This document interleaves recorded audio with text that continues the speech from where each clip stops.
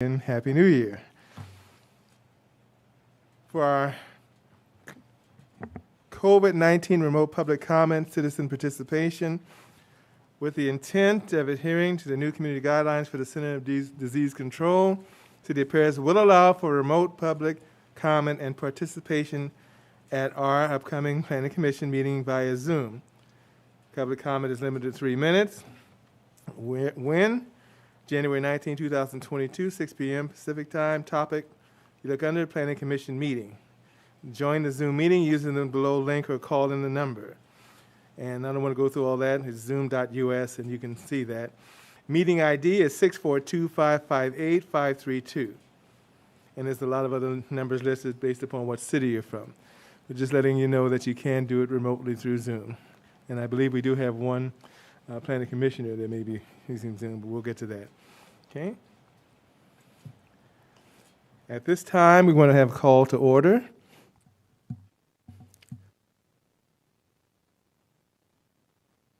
Commissioner Lopez? Here.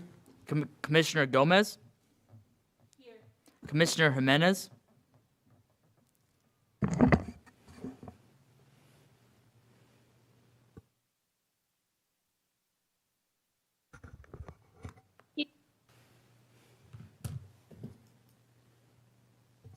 I think I partially heard it here. I thought I put. Vice Chair Shively? Chair Hammond? Here. I think. Planning Commissioner Jimenez, can we hear you?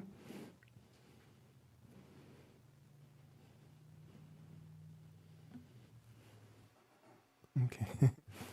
Scream, yell, throw tantrum, anything, okay? Okay.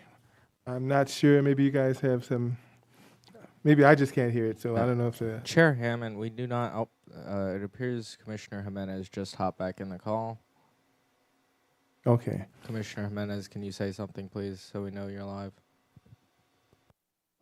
Yes, here was lost connection for a second. Thank you. Okay. Okay, thanks.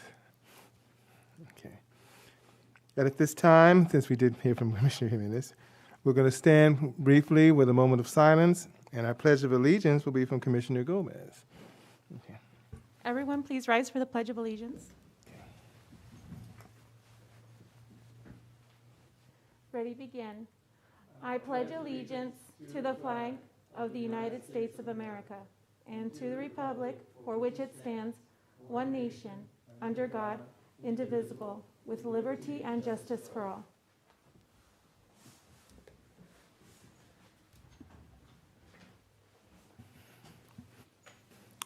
And Commissioner Jimenez, you might want to identify yourself so we'll know that if you vote or say something, have something to say, just speak out and say, this is Commissioner Jimenez and would like to speak, because I don't see it, so okay?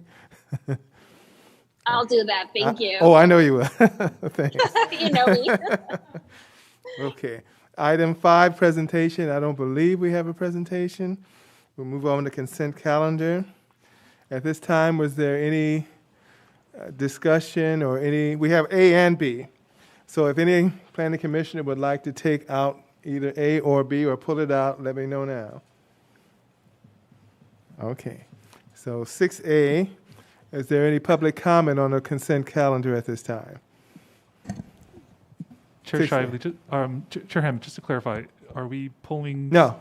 anything? Okay. No. No. That's why I was concerned that maybe B might. Okay. So 6A and 6B, there's been no request to pull out any of these items. So should we vote on separately or together? We usually do together. What we can do is, after we get see if there's any public comment on the consent calendar as a whole, we can do a motion to approve the consent calendar as a whole with a second, et cetera. Okay. Okay. Is there any public comment on the consent calendar, either here or on Zoom? Seeing none, I bring it to the commission for a motion. Commissioner Lopez has moved, and Vice Chairman Shiley has seconded. Commissioner Lopez, Yes. Commissioner Gomez, Yes. Commissioner Jimenez, Yes. Vice Chair Shively, Yes. Chair Hammond. Yes. With a vote of 5 yes, this motion passes. Mr. Chair, if I may, because one of the commissioners is on Zoom, I think it might be a good idea to Say have the a name. voice motion and Okay. voice second. Thank you. Thought about that. Thank you. Got to get back in that mindset. But with that, we move on to public hearing, item 7A. The scoping meeting for an environmental impact report associated with Developmental Plan Review 20-00004 and TPM 37965. I'm not sure what PLN 20-05117. A proposal to construct 2 industrial buildings totaling 559,005 square feet on 25 acres located at the cul-de-sac of Natwar Lane, approximately 300 feet north of Nandina Avenue, within the general industrial zone of the Paris Valley Commerce Center. Specific plan. Applicant Michael Goodwin, First Industrial. Requested action, and this isn't key, conduct a public scoping meeting to review, discuss, and provide comments regarding the proposed project for the preparation of an environmental impact report. With that, is there any ex parte communication or anyone do any site visits pertaining to this particular matter? Yes, I did, Chairman. Commissioner Jimenez, I drove by the site. Okay, Commissioner Jimenez has stated she drove by it. I and- guess it includes me too, because I go on the 215 and it's right there, right? So, Okay, and Commissioner Lopez has driven by the site. Okay.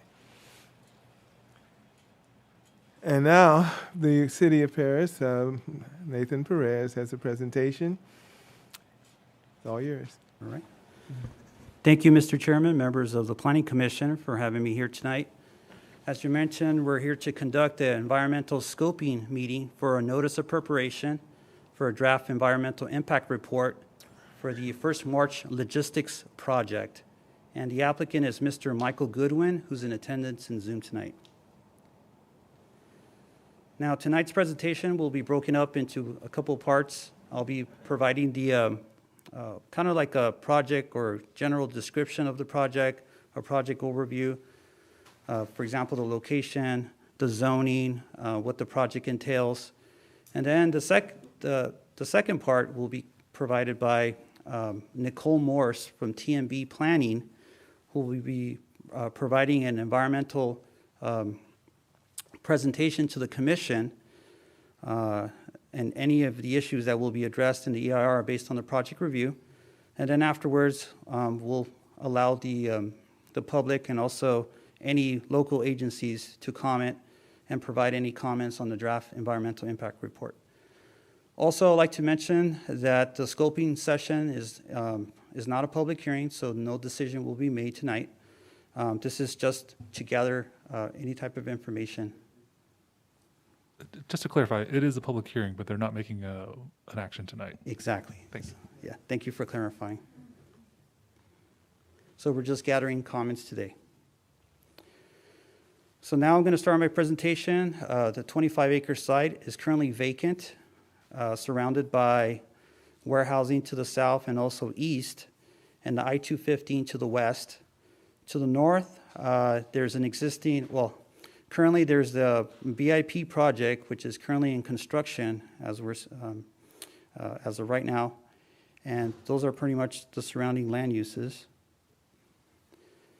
So the project's within the Paris Commerce Center specific plan area in the Panhandle towards the northwest corner of the city. Currently zoned as light industrial, and a portion is also zoned as general industrial.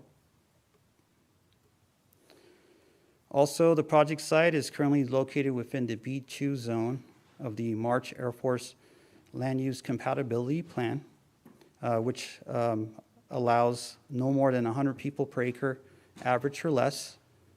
And in this case, warehousing never exceeds that. Here's the site plan, just to give the commission, just to give an overview of what's being proposed. The applicant is proposing to construct building number 1, which is 419,000 square foot industrial building, which is located on the left portion of the slide. And 8,000 square feet of that will be office.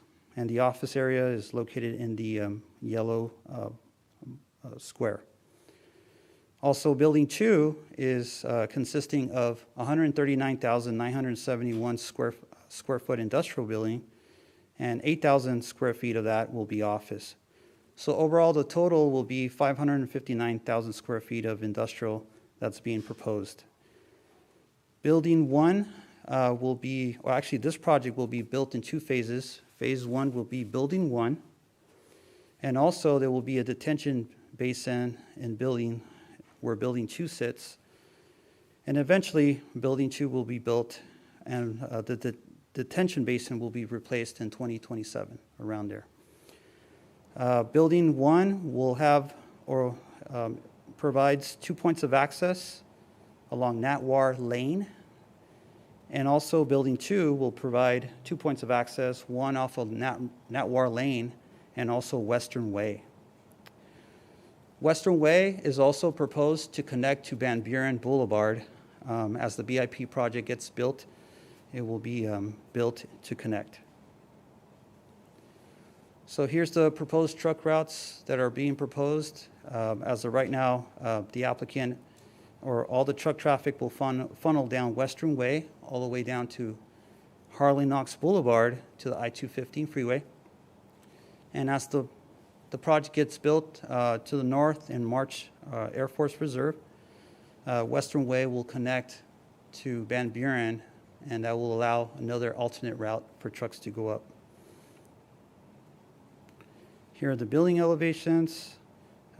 It provides brick veneer and also a sheltering metal element to all the entrances to kind of clearly define all the entrances.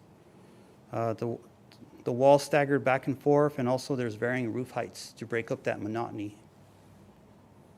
And this is just the elevations for building number 2. So now I'm going to introduce Nicole Morse from TMB Planning, and she will be providing the commission an environmental process presentation.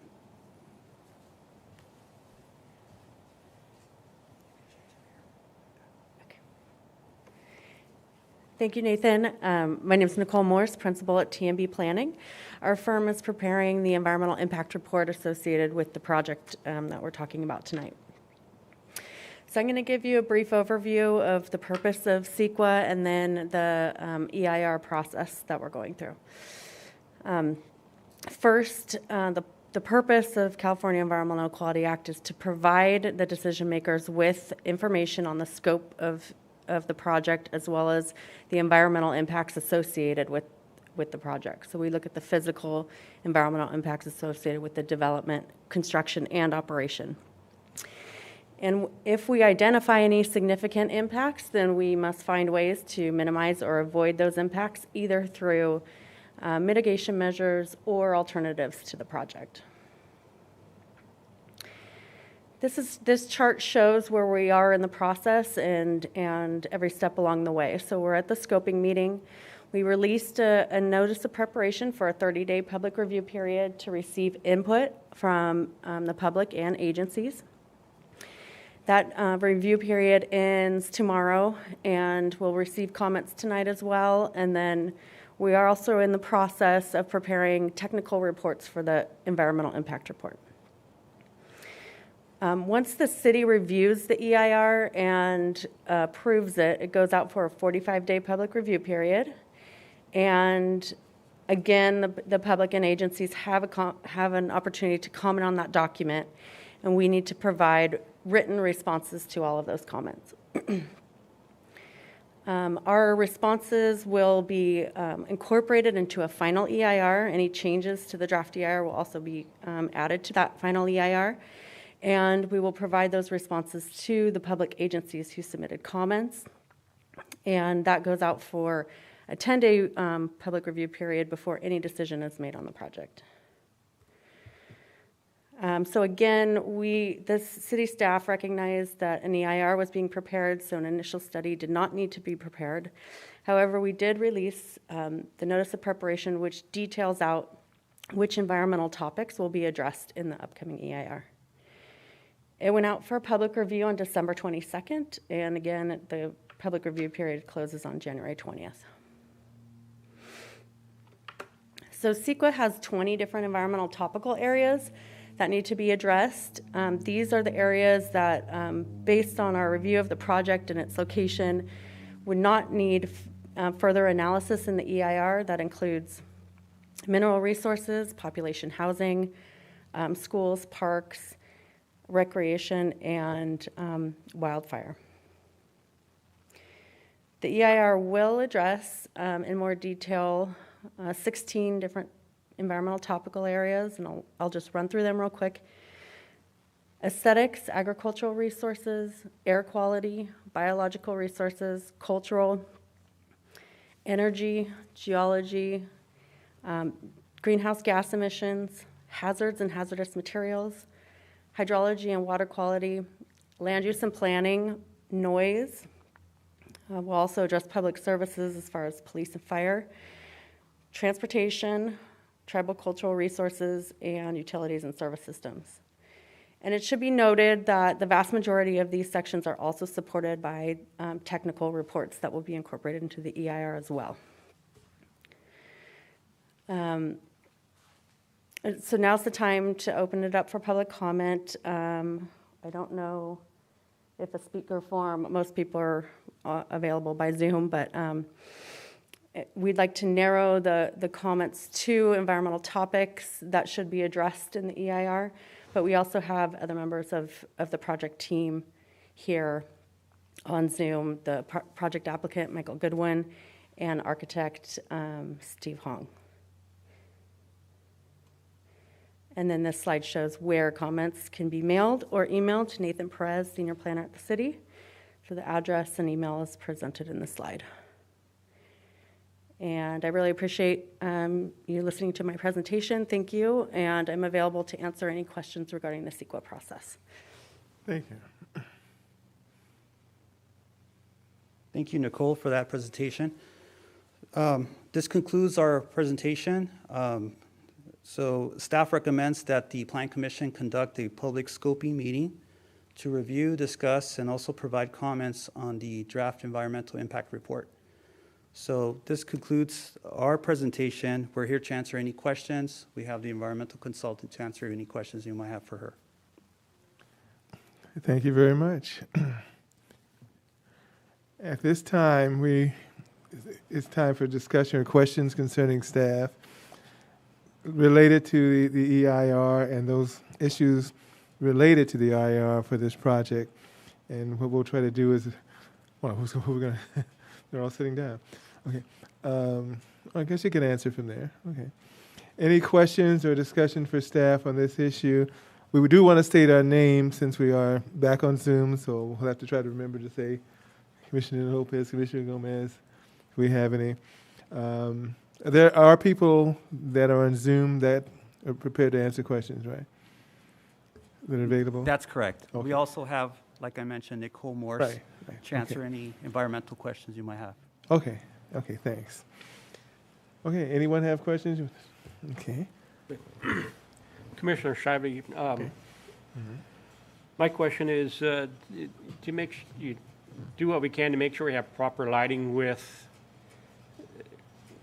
mention of, the proximity to March Air Force Base needs to, especially along the streets, Van Buren and then Western Way, I believe it was. Make sure that lighting is still controlled, but we have ample lighting for those areas. Yes, the applicant's going to have to provide a minimum 1 foot candle of illumination for safety, and also, to allow illumination in certain areas of the site. We also do have a requirement also to shield all lighting from the sky, to shield down, and also prevent any type of light spillage to other properties. Thank you. I just want to make sure it was addressed.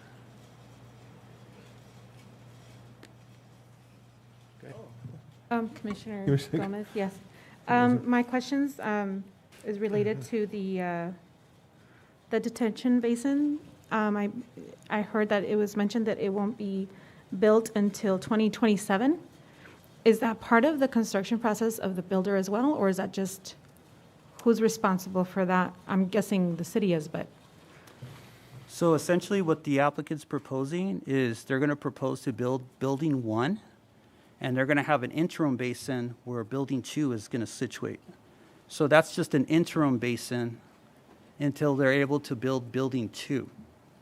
So essentially, the interim basin, once building 2 is ready to be built, they're going to pretty much construct building number 2.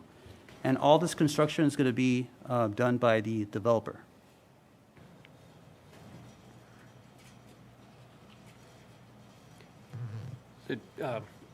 Nathan, if you can, the retention. That's temporary Commissioner retention Shively. basin, Okay. Temporary retention basin will remain until the connection of the flood channel is made. Yes, that's correct. And when the applicant comes up, he could further clarify that. Our engineer, if you want to elaborate on that, or you want to wait for the applicants to provide feedback, we can answer that question. Sure. Chairman Hammond, good evening, everyone. There's a tributary factor, drainage tributary factor to this project site. And proceed with the development, they're going to have a temporary detention basin to convey the runoff until the master drainage plan facilities are in place, and then they can connect to that. And then I think that's why they're phasing their application or their development till downstream facilities, drainage facilities are in place.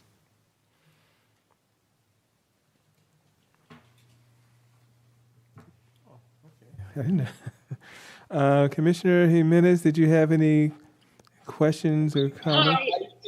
I did. I wanted to ask about just the traffic flow because, I really couldn't see how I saw the traffic flow or the suggested truck routes. I just really want to emphasize to really keep those regular family vehicles and the big rigs completely separate and isolated, just to make sure that, that's always something that we look at when we're looking at these things. And I did want to ask why it's going to be faced this way, why there's such a long period between phase 1 with building 1 and then phase 2. Some of it is due to the drainage, the conveyance and mitigation. And some of it might be just the developers planning to develop the site. They can, I'm sure, explain further. Yeah, I can elaborate. If you can bring up the site plan, there is a storm drain line that's along the easterly side of. Let me bring up the site plan real quickly. Can you go one back further? Go back there. Stop at the ALUC compatibility. There's a line along where that yellow, along the easterly boundary. There's a storm drain line that's being constructed by what we call the VIP project to the north of 2 million square feet. And there's a timing behind that, and it's going to take some time for that, all the funding infrastructure to get in place. And so that line will be constructed. There's a couple year period before that will get done. And so because of the timing of that ultimate line, they have to construct in the phase 2 of the smaller building, they have to construct an interim basin to hold the water and then let it go into the ground until that gets built. And then once that gets built, it connects to the ultimate line. Then the building 2 can get constructed, if that makes sense. The developer can elaborate further, but that's the big concept between why it's taking additional time. Perfect. Thank you. That makes a lot of sense because otherwise they'd have to build a huge basin. It's more conservative to just wait and make that connection to the main one. Thank you, Kenneth. Thank you. Okay, unless you guys have I have a question or two. Okay. This is going to be a little more detailed. Okay. One related to, and it might be an easy answer. One of the things was answered in terms of Van Buren connecting to Western Way. Having gone to the site, and I got out and walked this thing very specifically. Western Way is wide enough that you don't really have to do much to it, but the other street is like almost a collector road, and it's not really wide enough. Nadar, whatever the name of that street is. Thank you. Natwar Lane, thank you. That needs some paving, needs some work because it is a cul-de-sac, and your entrances are there. So there's going to have to be some work done there. But I think more importantly, Van Buren is done separately. Now, when Van Buren connects into Western Way, when we do our transportation study, Western Way is the truck route. Van Buren is going to be connecting into that truck route. So are we also taking into consideration the truck traffic that comes now from Van Buren and vehicular traffic that's going to be coming on Western Way? Western Way is very nice now, but that's because it's not connected. So taking into consideration the number of VMTs and things of that nature that are going to be, I don't see that here, so hopefully that'll be looked at because it is going to be a consideration. Harley Knox is backing up on the freeway right now. It's backing up, Great idea. We just made Harley Knox more viable. Now you're going to have Van Buren issue. So you have nowhere to go. You can't go Van Buren past the cemetery. So this side becomes more palatable for people. And so now it becomes a truck route by just default. So we're going to have to look at the particular amount of traffic. I don't even know if there's been a study from that Van Buren connection. I doubt it. The Western Way was just sitting there before because you have Pods factory. I did go there. Beautiful building too, incidentally. Pods is there. On the west side, of course, is the project. And then there's the paper and kind of a recycling place. That's not really going to be impacted. But Western Way becomes more of an issue now because it connects into Harley Knox. So that transportation study's got to take that consideration. You're going to have to make some guesstimates about vehicular traffic from Van Buren and the freeway, which is going to be coming over on this side. And so not to mention not part of this, but the warehouse is being built north of there is going to have that impact as well. So I'm not sure if that's something, it's in the scope. It's not particularly something that's part of this project, but it's connected, since you're connecting Western Way to Van Buren, that might become an issue. Harley Knox right now, you go to Harley Knox, Western Way is for only those real trucks in that area. As you go farther south, Patterson, so you get onto Amazon, that's a whole big different story when you're talking Western. Now we're talking connecting Western Way. So when we did our truck routes, I don't think we talked about the connection to Van Buren, which is the March JPA area. So I think I'm just suggesting that that's the only real primary issue for me, is that we need to really look at that. And what potential impact, hopefully not much, but obviously anyone up here is going to know that now you're connecting a major thoroughfare for trucks, which was never existing before, and so there's no data on what's going to happen on Van Buren. Now, Van Buren, I'm assuming, would be wide enough for trucks and traffic. It's not going to be 2 lanes, better not be. But Van Buren is going to connect into Western Way. Now, if you've been at Western Way right at that intersection, right now there's just that Pods, and then the parking is right there. But now you're going to connect trucks to Harley Knox, and I drove that little section. So it's pretty wide. It's a very well maintained street for the most part, but it's going to change when you have trucks.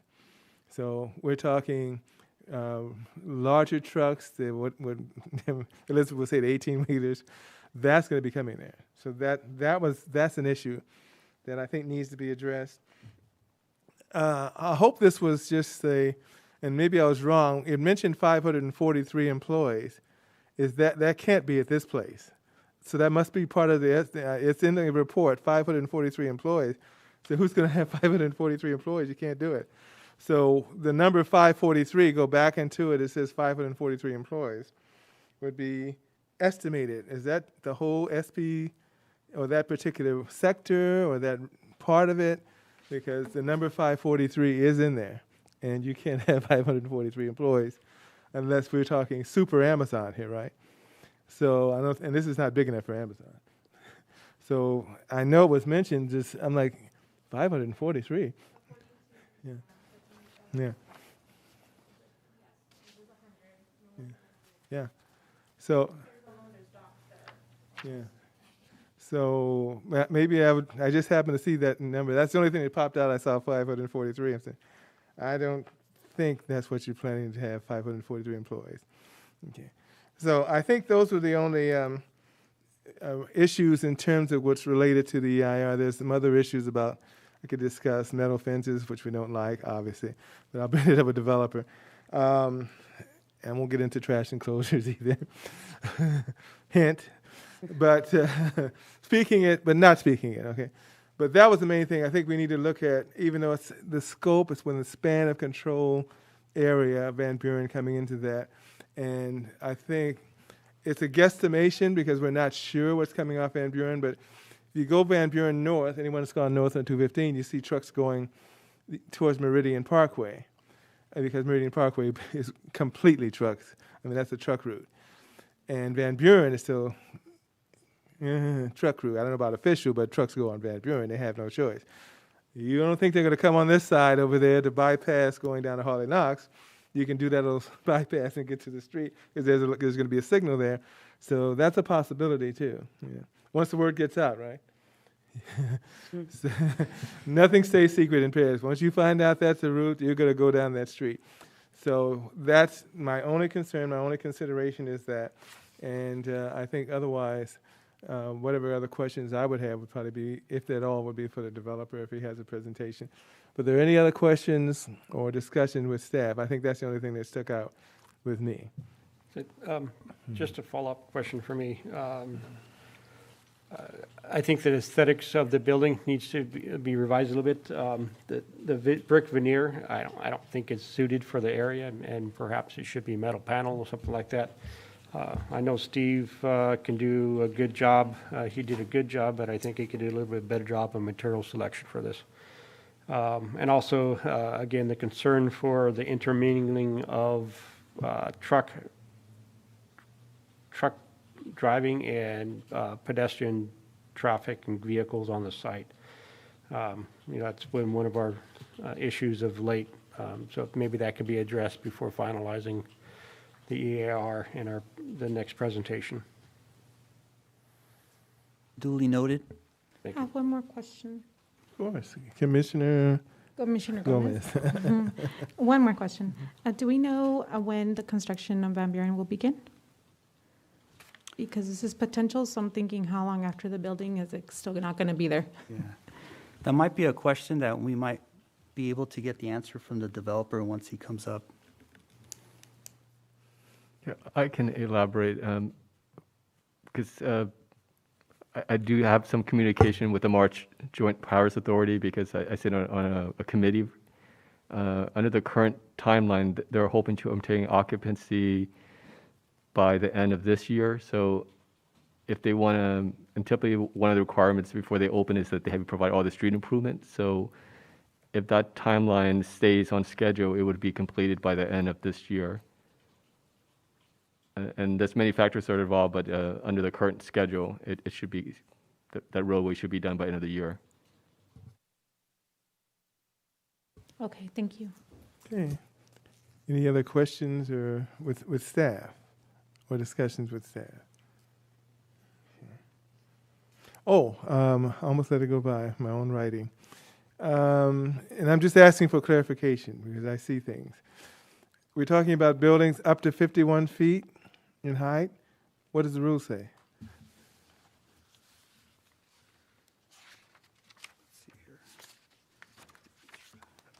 I believe it should be 50 feet, so we'll make that note, but we'll double check. I thought it was 50 feet. Yeah. We'll look at it. Okay, but do we have a height restriction of 41, or is it we're allowing 51 now? Or even 50 feet? Well, currently in our airport land use plan, you could go up to 35 feet. Right. However, if you go beyond 35 feet, you have to get an airspace review, which would be like a Part 77 or something through the FAA. So yes, there are certain restrictions on the height. However, the developer would have to go through, the FAA, for example, to go beyond that height. Okay, so that would, if that were the case, that would be something in the DPR and the whole process there, or would they have to get a variance to do that? Well, essentially, it'll be subject to review of the FAA. No, I mean, for us, would we have to look at a variance to go beyond the 35? I believe our code gives us discretion to do a minor adjustment up to 25% in height, but typically we don't see buildings taller than 50 feet, so we'll work with the applicant. If that's the case. Yes, Okay. if that's the case. And I think if it's only 1 feet, we can work with them just to keep it within the height limitation of the PVC specific plan. Okay.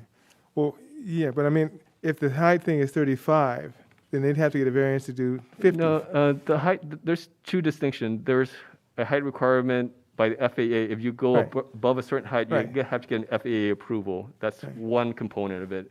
Then our component of the code is, and I believe is 50 feet. So there's two parts. So if they want to go up to the height limit of the code, there's another level of review, which is the FAA, I think like part 73, where they have to go to the FAA approval, and they would kind of have to sort that out as we go through this process. Okay. So all that would be contingent on FAA approval of that height variance, and then we'd have a separate city approval that had to be there. So this is something to be looked into because it's adjacent to that airport runway, the height thing becomes an issue, just like the glass. Reflection glass becomes an issue. I was just wondering, I saw 51, I'm like, whoa, everything else is 35.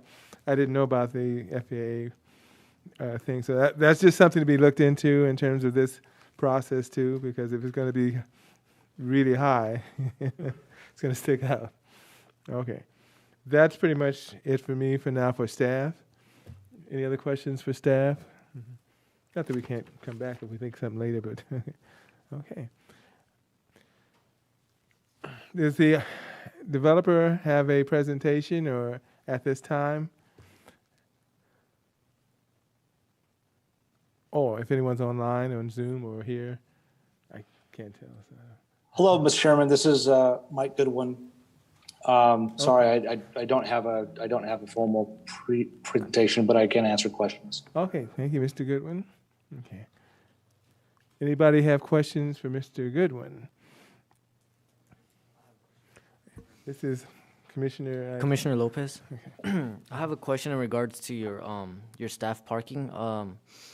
This is something I brought up before.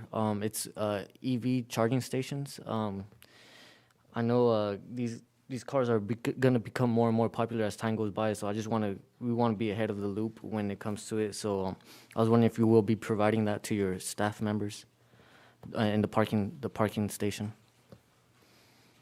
Yeah, absolutely. We always install future conduit in there, and also we have enough power to be able to install enough charging stations for the tenant of Building 1 and Building 2. So we do about 5 to 10 stalls on average. So it'll be EV ready, basically. So as of right now, the plans have at least 5 stations or 5 stalls. Yeah, I think on this one it'll be about 10. Okay, and I have another question in regards to climate control in the building. I'm assuming that you guys will have AC in the 8,000 square feet of office space. I'm just curious how you guys are gonna what you guys are gonna do in regards to climate control of the entire warehouse. So there's no plans for climate control inside the warehouse, but we do use an exhaust fan system that does circulate air inside the warehouse, so it does keep the temperature down. And it actually stays pretty cool inside that warehouse during the summer. It's not too bad unless all the doors are open. And that's for the entire facility, correct? That ventilation. That's for the warehouse only. Yes. For the office area, it'll be fully air conditioned. Okay. Thank you. Thank you. Any, Commissioner Jimenez, since we can't see you. Yeah, I wanted to know just a little bit clarification for somebody who might not be familiar with the way EV works, what is the difference between having the conduits ready and actually having the charging station up and running? Yeah, sometimes the tenant will want the EV charging stations at a certain location. So, instead of putting all of the infrastructure and built out ready, we'll put conduits in various locations.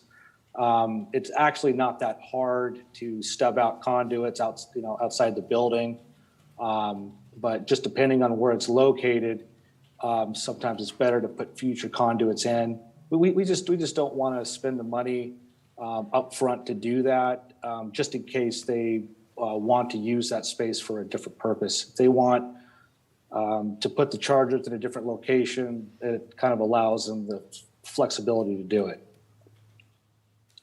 And do you know how much it costs to actually set up the station once they have the conduit? Is that something that the tenant would absorb, or is that something that would be provided by the developer? Go ahead. Yeah. Mr. Chair, if I may. Obviously. Mr. Chair, if I may. Sure. I would remind the commission that this is a scoping meeting regarding the EIR, so we shouldn't be getting to too many project details. We can certainly ask questions about the project to understand the context of the draft EIR, but at this time I would request that the commission restrict your comments to the ER scoping process.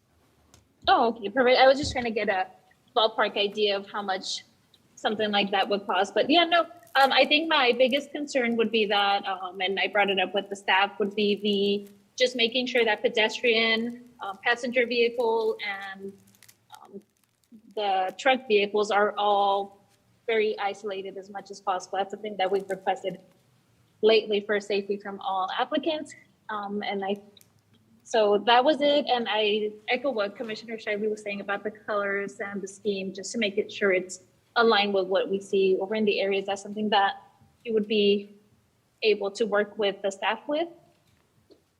Yeah, absolutely. We will look into it. I've been making notes. So we will definitely look into it with our design team. Perfect. Thank you. Thank you. Anyone else up here? I just want to clarify. Commissioner Gomez. Commissioner Gomez. The questions regarding the landscape part of the EIR are not at this time? I'm guessing no, but I just want to clarify because it is part of the environment. Not really. It's I can wait. It's not a problem. Because I'm assuming this is going to come back, right? yeah. Then I'm good. Just don't start constructing before you come back. That's the thing. That's the thing. I'm kidding. Okay. Commissioner Shively, you look like you want to jump in. Yeah, I have one, and it goes back to a previous thing that's related to the number of employees, because that also talks about truck traffic and vehicular traffic. So what do you, I know it's probably spec, but what do you anticipate the total number of employees to be? Because that makes a whole lot of difference in terms of the way this mitigated negative deck is done and some of the other things. So what do you anticipate? Because I know I don't think it's 543. If I'm wrong and it's 543, let me know. But what do you anticipate in that area?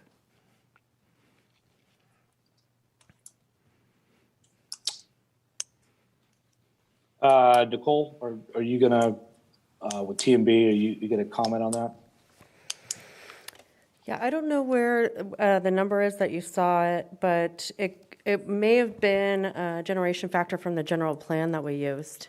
And you're right, we don't have a specific tenant at this time, so I can't answer the question on with the number of employees, but we do need to use some factor that's based on substantial evidence. So my guess is from the general plan, but if you can point me to where you saw that. I'd have to, I think it was in this, probably in the report, the staff report, but I remember seeing 543 employees. And I think the point more so, the square footage, you don't know who is going to be there, but the idea is that it's limited based upon the March Air Force, so there's limitations in the total number. So when I saw that, it was kind of, well, that doesn't jive with what the standards are. So in essence, it's based upon the size of the warehouse, employees, normally going this size. Based on square Yeah, footage, would right? be prorated with whatever else is in the area that's this size, and it tends to be around 100 or so, what you have to do based on the margin. I just want to make sure that if we're going to do a study, we want to make sure we're not saying it's 500.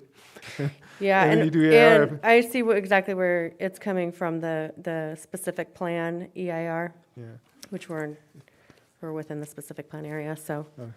we'll double check that. Okay. And an area thing would be one thing, but this building, that would be a lot of people, yeah. Yeah. Yeah, okay.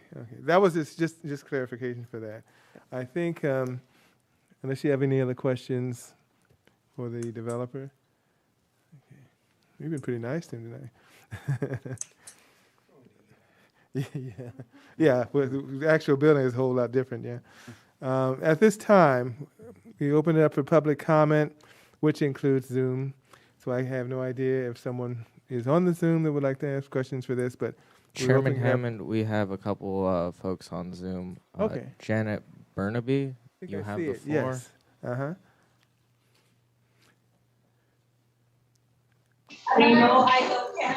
Hi, can you hear me? Ooh, okay.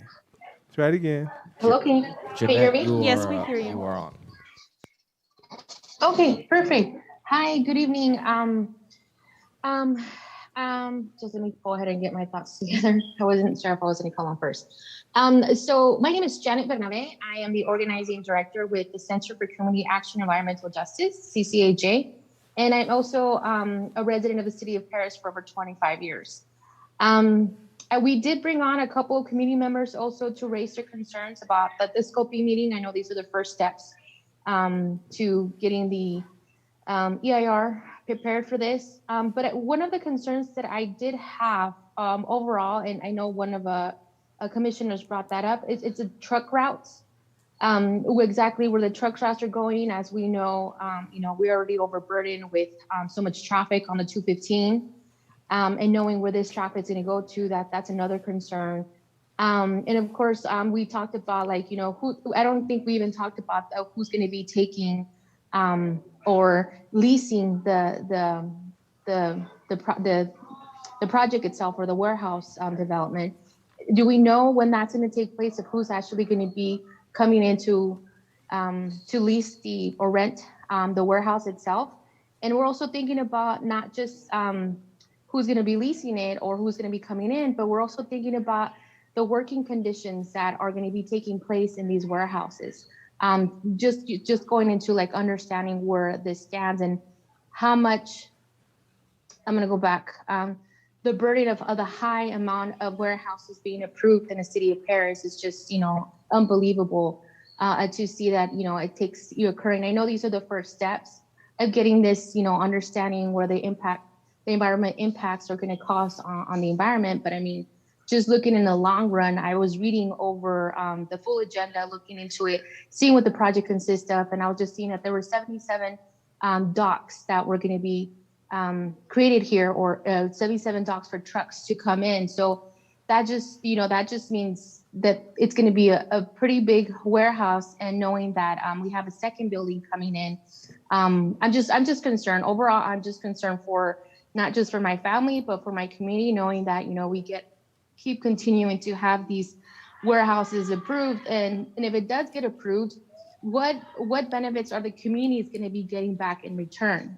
I mean, I think that's one of the other things that should be discussed as well, is just not just the overall environmental impacts, knowing the truck traffic, the noise, the pollution in our air, but overall, how does that benefit our community, having an additional warehouse come into our community?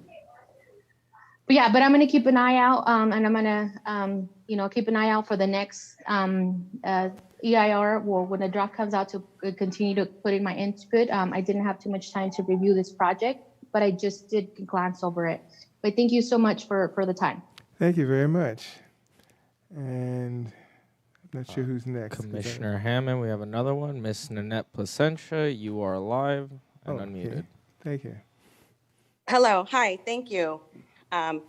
My name is Nanette Placencia, and I'm a resident here in Paris. And just listening to everything that's been going on right now about it, my main concern was of course, the main thing about how many employees to be working in that building. I know the commissioner was talking about how many people can actually be in there, between 100 or less, or then you had said that they estimated 543, but that can't be. So my concern is for this huge warehouse, which is very big, and if it has to be less than 100 employees, why so big of a warehouse? So then I'm assuming that it's going to be a lot of trucks. The majority then are going to be truck drop-offs or pickups for things. So then we're going to have that backup traffic, which one of the commissioners already mentioned is bad already on Harley Knox. So we're going to actually be adding to it if we put this huge warehouse right there. And that, of course, is not good for everybody who lives around that whole area who has to pass down that freeway, because we're going to be slammed even worse with all these semi trucks. And of course, the idling to get into this warehouse when the trucks are going to idle and be waiting, and that's more exhaust, more fumes, and that's not good for us.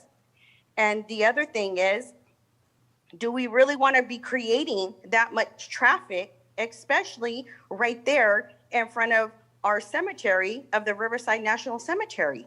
My grandfather is buried there. I have 2 grandfathers buried there. I kind of feel that that's disrespecting our soldiers if we just cram these warehouses right there and create these, this traffic that's going to be all around that area. I think we really need to look into the traffic and think twice about creating that when we connect that lane, which you were saying, right there on Van Buren, how that's going to turn into a heavy stream of traffic, and that's going to have all the semi trucks going around there.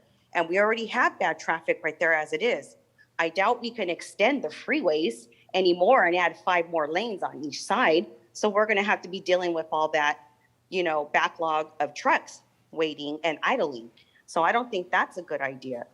And then on top of that, for how many people you're going to have working in that warehouse, which you haven't been able to really even give a number, you're not going to provide air conditioning for them in the warehouse, but only in the office.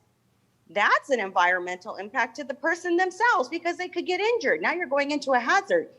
You can't say that they're going to be, the warehouse is going to be cool. It is not going to be cool in there in summertime. We reach almost 120 degrees.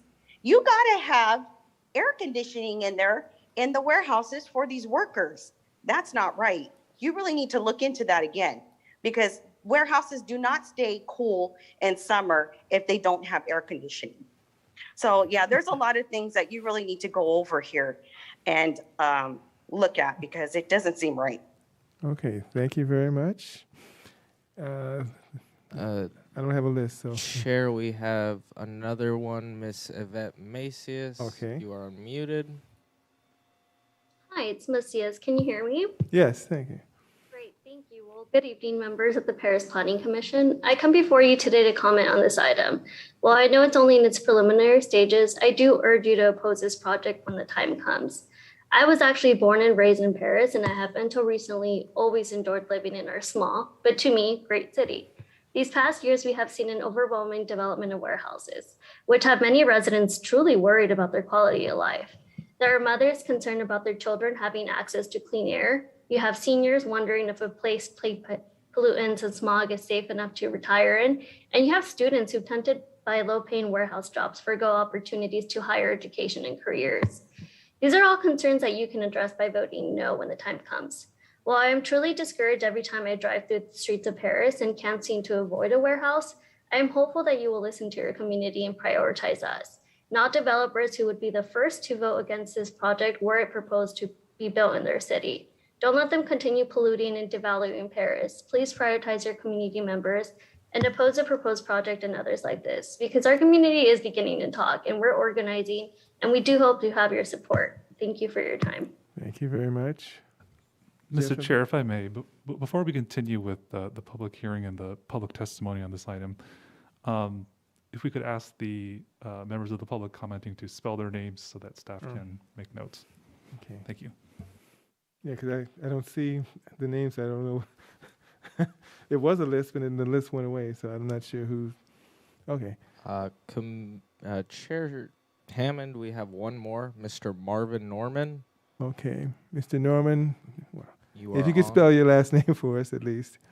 I appreciate it. Sure. Yeah. So that's Marvin, Marven, Norman, Norman. Thank you, sir. And I'm the policy specialist with CCAEJ, and so I'm also providing comments for the public, the hearing for this, for this project.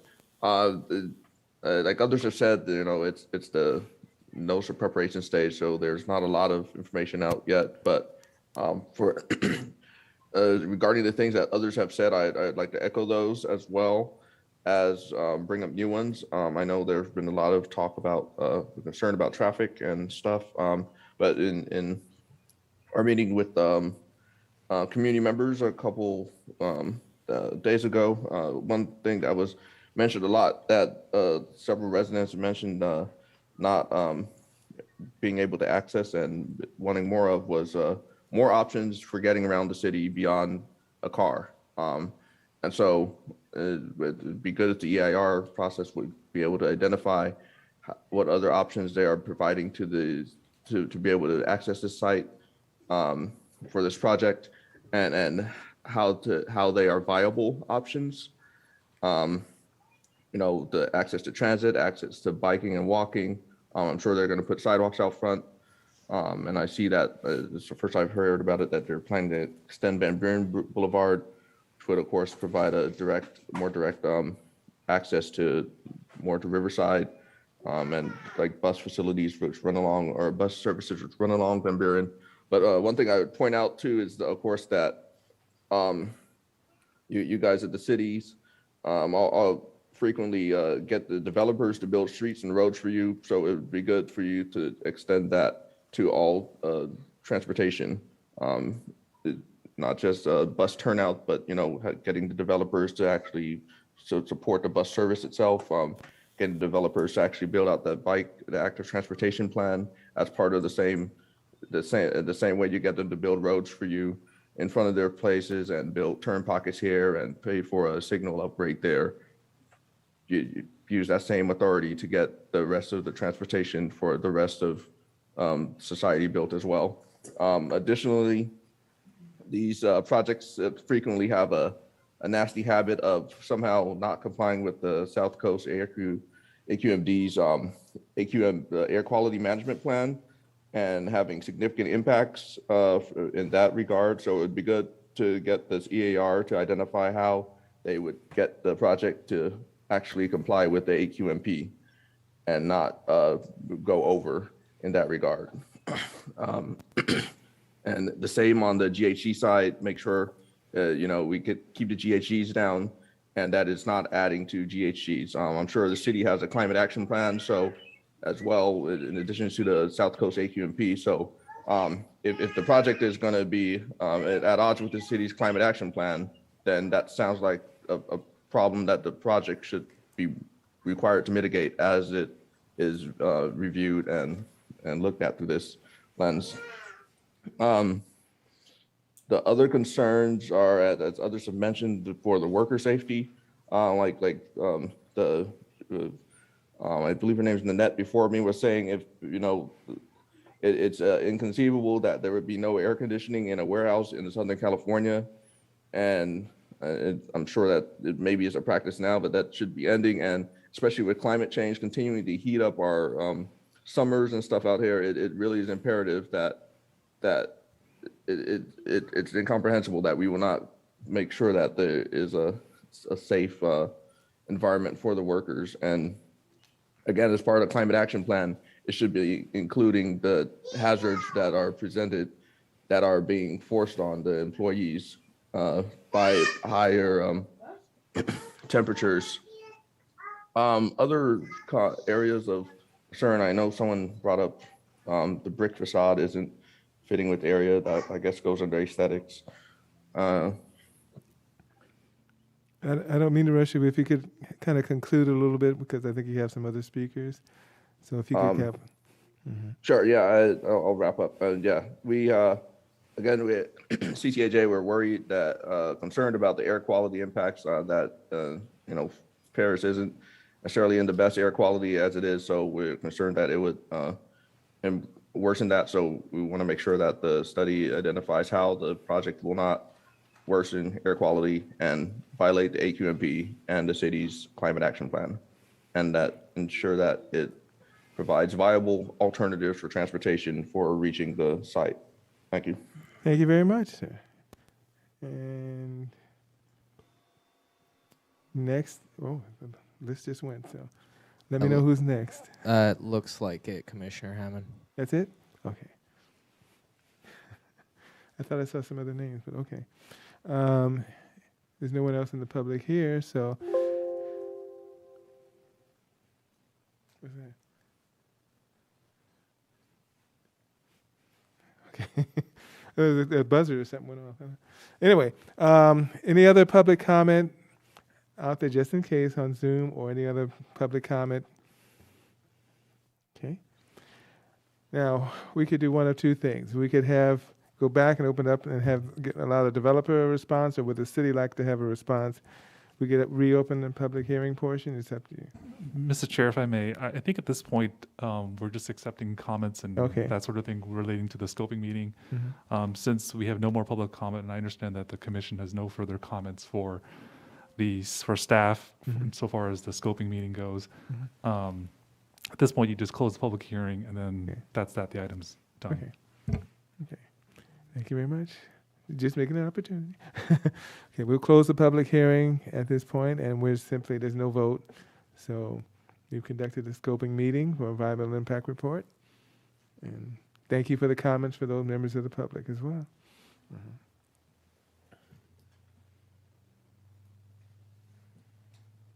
Okay.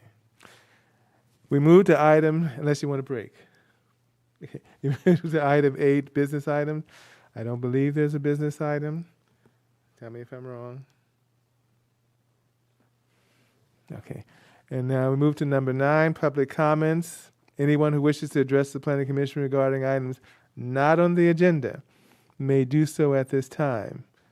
Either please walk up to the podium or via Zoom, and you'll be recognized by the chairperson. Please speak clearly, give your last name. We don't ask for full names. Your last name, you can spell that. And we try not to limit it to 3 minutes. If we're not being very rigid about that, we're happy to get comments for the public at all. So we tend to do that. But this is on any item not on the agenda. And at this time, if there's someone on Zoom, please let me know on the IT. There's nobody on Zoom. Okay. And I don't see anyone out there. Okay. So we will pose the public comment portion and move to commissioner members' announcements and reports. Anything to announce? Okay. Commissioner Jimenez, I didn't want to forget about you. Hi. Yeah, no, I've just been very happy. I've driven by the location where KFC and Little Caesars are going to come, and it's looking so good. You can see it with your eyes, right? Smell it, right? I can almost taste the food. Yeah, the colors that were selected are beautiful. It's looking really good. Well, thank you. Commissioner Gomez, if you had. Yes, thank you. First of all, I wanted to let the public know that this is something that I just came across and I wasn't sure, but Aldi's open till 9 o'clock at night. I didn't know that. And one time I drove by at 8:30 and it was pretty empty, and I just drove the other way because I thought it was closed. And the other day I was like, it can't be. And then I actually went inside and they were there, and and they were like, no, we close at 9. So I just want to let the public know as a reminder. Aldi's in the house, they're open till 9. Stop by, get your groceries or whatever you need to get there. Let's support our local businesses. I'm so happy that the public showed up today and commented and shared their concerns and what they have. And we understand your concerns, and we're definitely There were several issues that were brought up in comment that were already discussed and were already mentioned by the commission. So that was a good way to recap that our concerns are the members' concerns as well of our residents. I did want to request that the city staff please provide me with a copy and by email of the circulation that goes through for public review. I've requested in the past that we find a way to get that done by email for residents who would like to get that digitally or by email instead of having to come and pick it up here at the city office. But at this time, I'd like to request that the city staff please send the public reviews that come in, email them to my email, please, so that I can take a look at those as well. And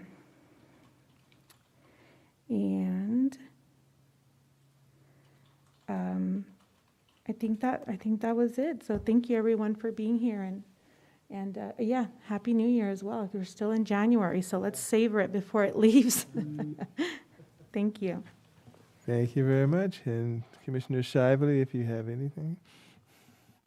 Commissioner Hammond, I don't have anything new. This has been a quick 2 weeks that we last convened, so I have no new comments. Well, I want to thank the staff and thank Ryan for patience too, putting together the presentations. I know it's a lot. There's a lot on Kenneth. He's got 3 different hats he's wearing. Yeah. And we try to support him as much as we can. We try to make it easy, but we won't do that all the time, Kenneth. But at least tonight we want to make it easy for you. And I think one of the things, I'm not, without getting into comments or anything like that, because we're not going to respond, one of the things is the public awareness of why things are the way they are. I think that would be something that would be good to understand the general plan and why you have warehouses, why you have the locations that you do. I don't think people understand because they're asking questions that if you knew why, because of March Air Force Base or the public airport south, that is one of the reasons, and I think we need to make that very clear to people. I don't think it has been. I think, because I keep hearing after meeting after meeting after year after year after year, stuff that's basic. Why do you do it? Because there are restrictions. And I think the restrictions are part of the general plan. So when you look at the general plan, I don't think none of these people were around. The general plan was done. A lot of these things were discussed back then as to why you have northern portion, why you have the March Air Force Base, B2 zone. You say B2, A2, you have a blank look. But compatibility zones, what the March Air thing that was done in 2014 was updated. If there's just some way, maybe even on the website under planning to understand, well, these are North Industrial projects are north of Paris Boulevard, and these routes are chosen because the restrictions of Marxville, the constraints, as we like to call them today, that are often mentioned in EIRs, and even what an EIR is, But these are restraints and why you have to do CEQA. Okay, it's not an option. You will do CEQA, and there are things that go with CEQA, and there's things with EIR. So I think a general understanding why you have the northern portion as industrial. I think I did it at a meeting, but I can't be the one for the whole city to say this is why it's up there. Like it or not, this is why it was done that way. And any restrict changes or that is going to come through the normal process of the council and through the city, but it's zoned for these areas for a reason. And I think people need to understand why that. It needs to be expressed by city staff, not planning commissioners. This is why it's adopted. This is why it's this way. Changes of that are policy issues. Those are council issues. All we can say is this is zoned. We're looking at what's there. For instance, tonight's a scoping meeting. You have scoping meeting. What does that? That means the scoping meeting we're sending it up to do in EIR. So these are some of the factors that have to be looked at when you do EIR. Height of buildings, circulation, transportation, aesthetics, and things like that. They go forward, and then it's a matter of getting as the Southern California Urban Quality Management District stuff, the Saboba Indians, the other Native Americans, those kind of things start coming up at that time. And, when you talk about cultural, when you talk about jobs, things like that, those things will start coming up. So I think the process, like you mentioned, the process, but I think the public needs to understand the basic fundamental reasons why these areas are zoned that way, why we have this residential in this area, why you have, if you're going to have industrial and you have housing, you have to have some separation, why you have MHSCP, why you have habitat species, why that's there, because the state has some things that they require. So I've just been here long enough, going on 20 years, to understand this stuff. They haven't been doing this 20 years. So I can't expect the public to understand 20 years of this 50, I don't know how many EIRs, probably 250, 300 EIRs, and stuff that would just put you to sleep at night, But is there noise, things like that, why you have to study noise, why you have to have buildings that have a buffer, why they have to have sound, why you have to have glass that doesn't reflect things. You can't have solar panels on top of these buildings. You can't do that with an airport coming in. Those are reasons why. So that's my only thing. And the more they understand it, then the questions come, it's on the website. We saw that the Northern Industrial was done paragraph for this reason. We had to do it. We didn't put in residential. Other than that, it's Happy New Year again. We appreciate what's going on in the city. The changes in the city like Van Buren, when that gets built, Placentia is coming along. And hopefully when Placentia gets done, that's going to take away. We've been waiting for that for years to be able to get off of Placentia and go to the city. But what impact that's going to have on any businesses along there if Mid-County comes, that's a whole other thing. That's probably even more high power than this thing, is what happens to if Mid-County. Maybe I'll be dead by then. But if that ever goes through, that's going to impact Placentia, so that changes the whole dynamic. So I think there's some good things happening, but the cumulative impact of some of these things becomes an issue. And so it's understandable the concern is about trucks and things, because now we're filtering it forth, but now the intersections are starting to get clogged. So it's always a cause and effect with things, right? A reaction is an equal and opposite reaction. That's the way it is in transportation. Just ask the 6215 interchange up north and how packed that is. But anyway, I leave that now for Kenneth, and Kenneth is probably going to go to sleep in a few minutes. But I just thought it important to say, because we had some good public input, but a lot of the stuff, like you say, should be, this is why we're doing it. I don't think people have any idea why it's done that way. Mm-hmm. Thank you, Chairman and members of the Planning Commission. I appreciate all your feedback. We'll look into your requests. I do want to acknowledge that the concerns about Harley Knox is the reality of what's going on with the industrial projects. I know our city engineer is working with RCTC on doing the Harley Knox interchange improvements. Mm-hmm. So for the next meeting, I plan to hopefully get some feedback in terms of the timing for that, so you are aware that that is in progress and when that is expected to happen. So hopefully that it will take time, but it should alleviate the Harley Knox interchange. So hopefully I'll provide the information in the next meeting. Beyond that, just for you to prepare for on your calendar for the next Planning Commission meeting, we will have one on February 2nd. And so just put that in your calendar. There will be another scoping for another industrial project, and then there's another industrial project. It's just the economy and where things are heading, and just the remaining available land. At some point, I will provide you a map of where things are at, mm-hmm. and so you kind of have an idea of what is in construction, how many projects we have in place. But that will be for another meeting for me to kind of walk you through what's going on. So with that said, have a good evening. Stay safe. COVID is, we're living in a COVID environment. It's just knowing, it just seems like a lot of people I talk to, not a lot, but a good substantial number of people have COVID or is recovering. This is just a spike of in the season, and just stay safe and wear a mask. So I encourage you to do all those things to just protect yourself and others. And with that said, I have no other feedback. Thank you very much, and thank you, Commissioner Jimenez. You can now wake up. Okay. I'm awake. Thank you. So yeah, right. Yeah. Okay. No, but thank you, thank you, staff, and thank you. And with that, I think we can adjourn unless someone wants to be here a while. We can call adjournment. And Ryan, like I say, just pick a name and who cares. Right?